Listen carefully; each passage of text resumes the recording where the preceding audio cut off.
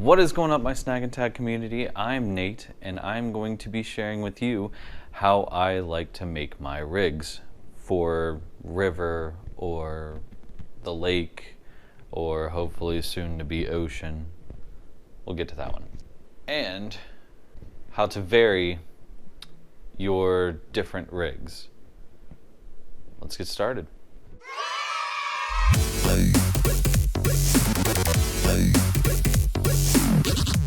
First of all, I kind of really want to show you what my workstation looks like.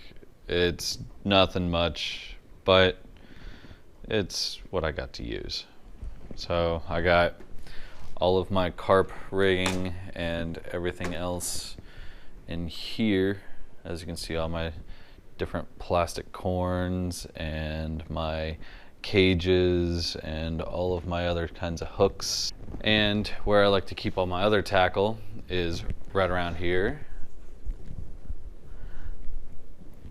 right down in my storage bag, my tackle bag, and I have a bunch more over there in my tackle box.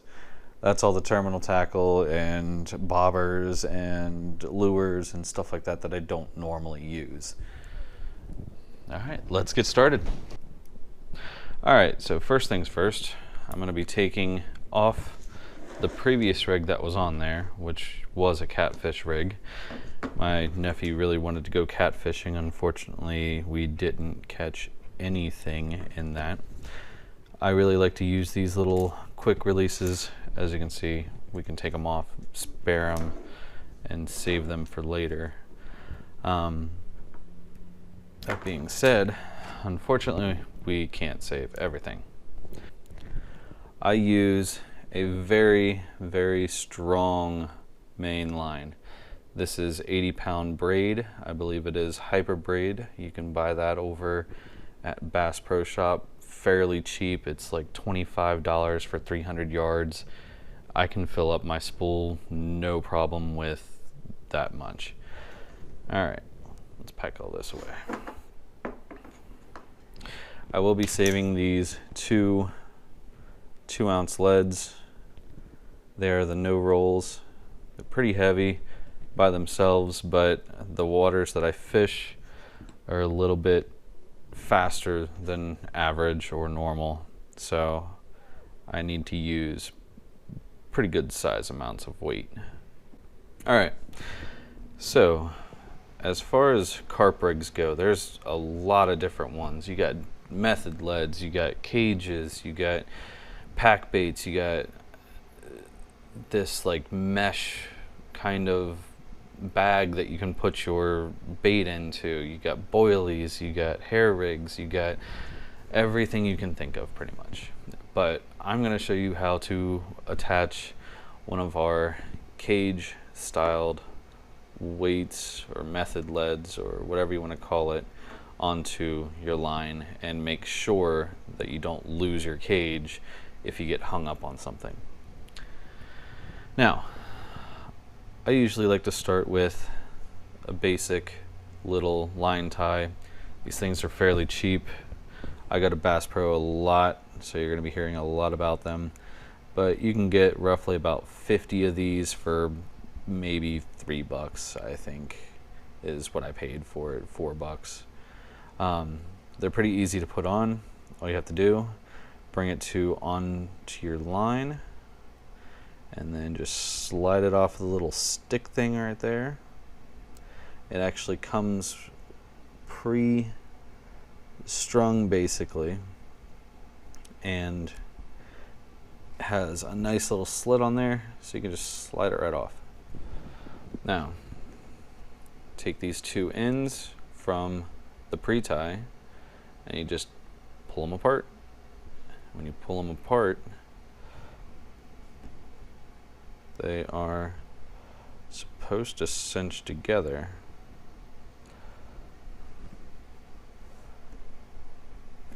And this is the very first one that I've had that does not cinch together. Redo. Take two. So here's the second one. For some odd reason, that first one did not like me. And we are going to slide this on wherever you want. Pull the 2 tabs, and it should, there we go, make a nice little blump on that line. Alright, now since we're doing this and it's dry, the line doesn't exactly have any bounce to it or shrink or anything like that. So what I like to do is give it a little lick, make it wet, pull it even tighter, and then tie it in a basic overhand knot 2 times. So that way your bead will not pass that little bump. Alright. Go ahead and give it a little bit of a snip, just to get rid of those trails. You don't have to cut them all the way down, but they do cause a little bit of a drag when they're going through your eyelets. If you cut it about like a 1/4 of an inch or anywhere in there, you should be fine. Just in case you can't see.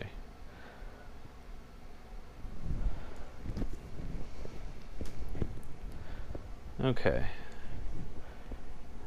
Time for the little bead.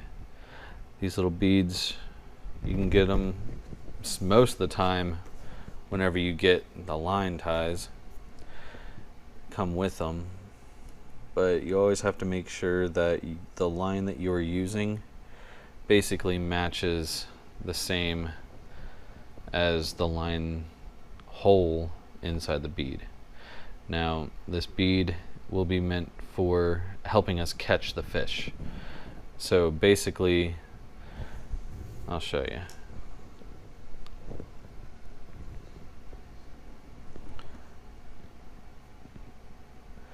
So we're going to be putting on our weights right now.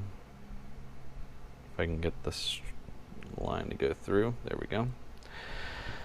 So one of our weights is going to be right there at the edge, so that when our fish takes the hook, they'll try and run, but as soon as they hit that, it'll help set the hook. Alright. Now time for the cage. I usually like to have one no-roll weight above the cage and one below the cage.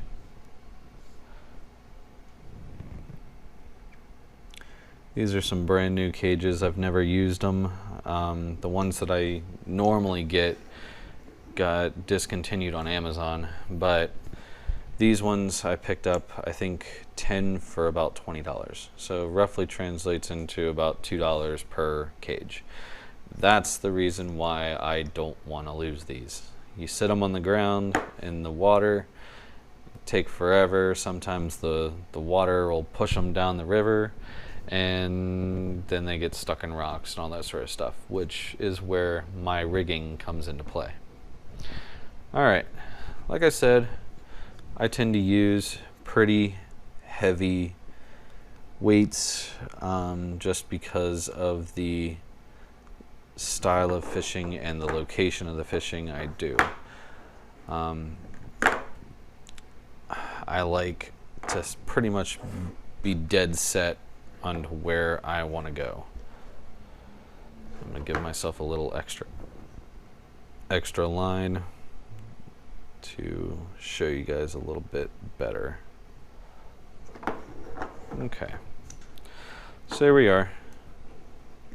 We got all of my setup right here. Got ourselves a line tie, got ourselves our bead, 2-ounce no-roll weight, carp feeder cage, another 2-ounce no-roll weight, and then the rest of our line. Now with the rest of our line, we're going to be putting on a barrel swivel mixed with a quick release hook. All right. I like to do a nice little Palmer knot onto that, which you basically fold your line over into half, take the side that you want to put onto your line, stick the line through, make yourself a little overhand knot while it's still like that. All right.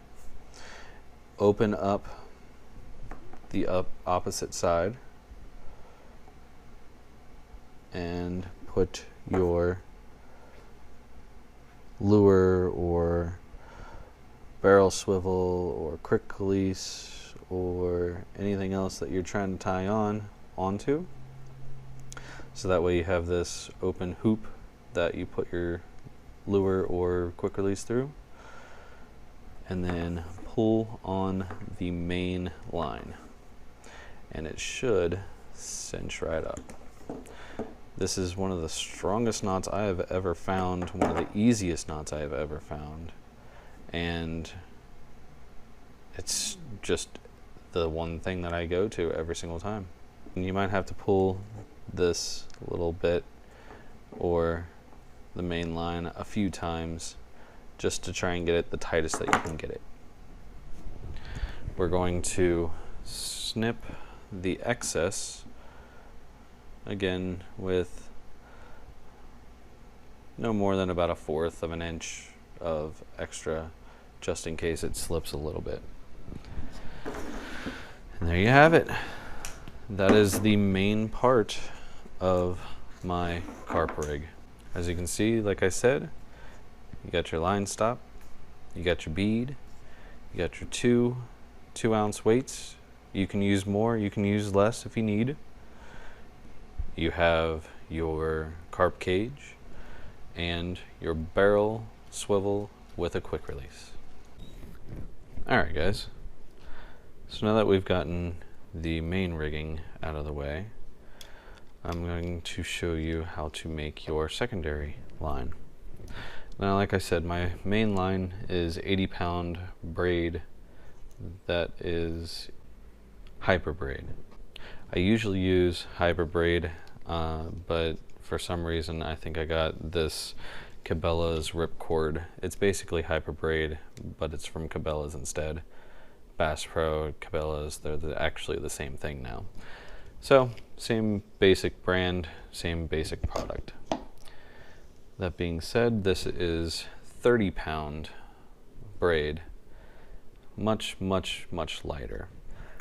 The reason why I get much lighter for my secondary is just in case my hook does end up getting snagged on a rock or something like that.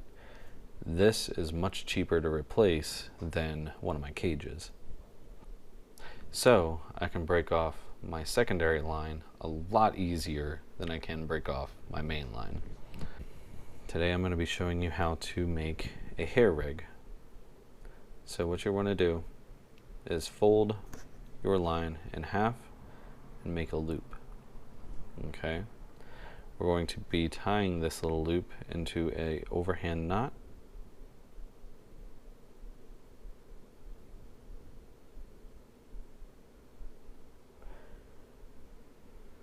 Much like that.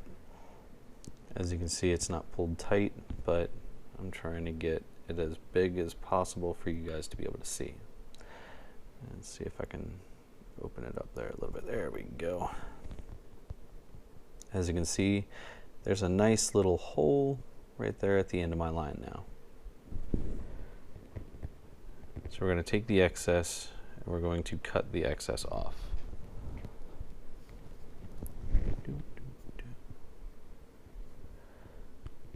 Much like that. Braid's a little bit harder to cut only because it's strong as anything. Now, you're going to have a nice little loop at the end of your line. For the sake of this video, I'm going to give us roughly about 8 to 10 inches of line. I usually do mine much shorter. You can do yours much longer. You can do whatever you want, as long as you know how to make a knotless knot and a hair rig.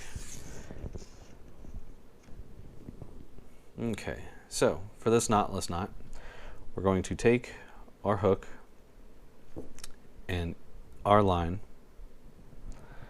and we're going to be taking the hook through the back of the eye hole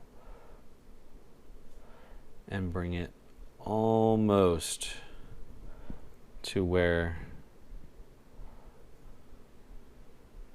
the line comes right to the end of that shank, like right where it begins to curve. I like to keep it a little bit longer, but that's about as far as you really want it. And we're going to take the line that we pushed through and we're going to wrap it about 11 times.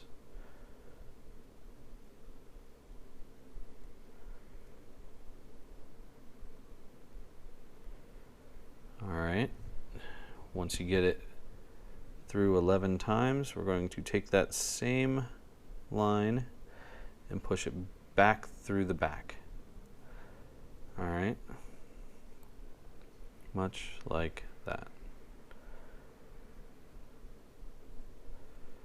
We're going to pull it nice and tight. Alright, they make tools for you to be able to do this, but I'm poor and I need more subscribers to be able to get sponsored. So I have to do it by hand, which is perfect because this is probably what you're going to be doing anyways, unless you have those fancy tools. Okay. After that, we are going to grab our mini swivel. It's much smaller than our main swivel, as you can tell. This is for our main line. This is going to be for our secondary line.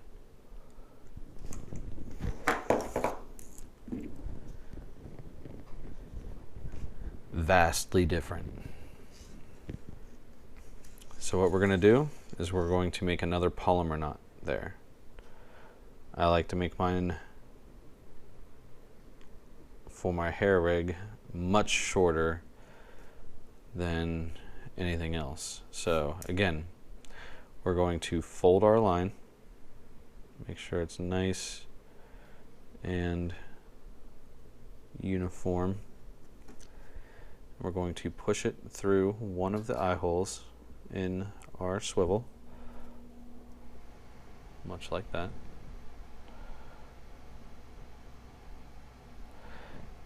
As you can see, it's on there, free flowing. Put it towards the center, make ourselves an overhand knot.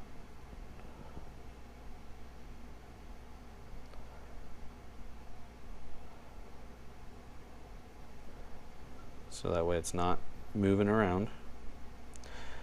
Open up the side that has the hoop on it and push it through. So I found with this, if you want it longer, just pull the main line. If you want it more uniform and small, you have to pull both of them at the same time, which will get you poked sometimes if you don't do it correctly. But there we go. And to finish it off,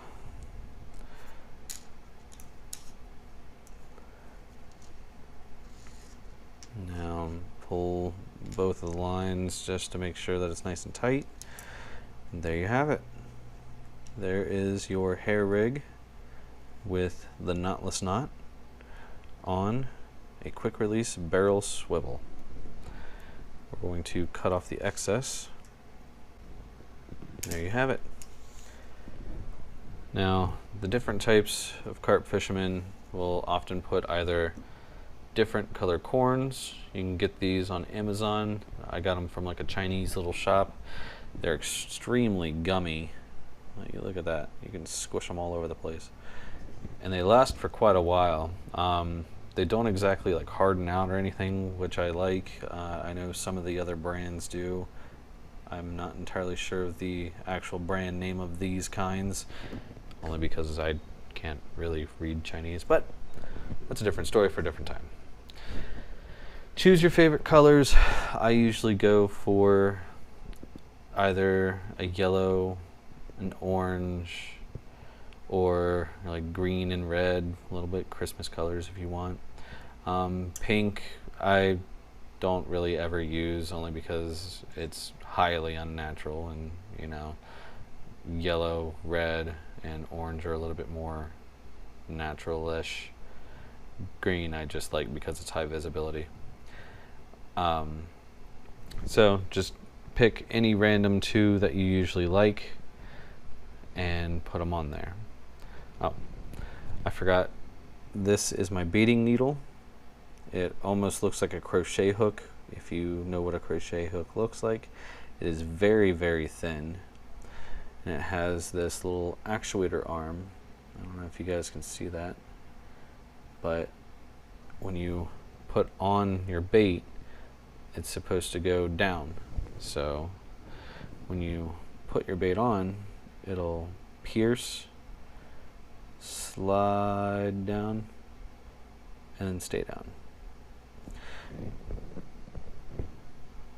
So pierce, slide down, and stay down. Now when you put it onto your hook or your hair rig, you want to put the actuator arm up, so that way it's facing straight up. You're going to put this little tiny crochet hook looking thing through your hole that you made on your hair rig, so that way it's holding it. I don't know if you can see that. And we're going to take the corn and push it on down towards the shank. As you can see, the little actuator hook closed, so that way it could pass the bait over top of the line without snagging any of the bait or ripping it or doing anything else weird. Alright, so to be able to keep these on, we have these little tiny bait stoppers. They almost look like dumbbells or dog bones, or almost. So you get these in giant packs. One second. You get these in giant packs, something like this. So it has roughly, I want to say 50 per square, and they're pretty cheap. They're only about like $2 per like 100 or something like that.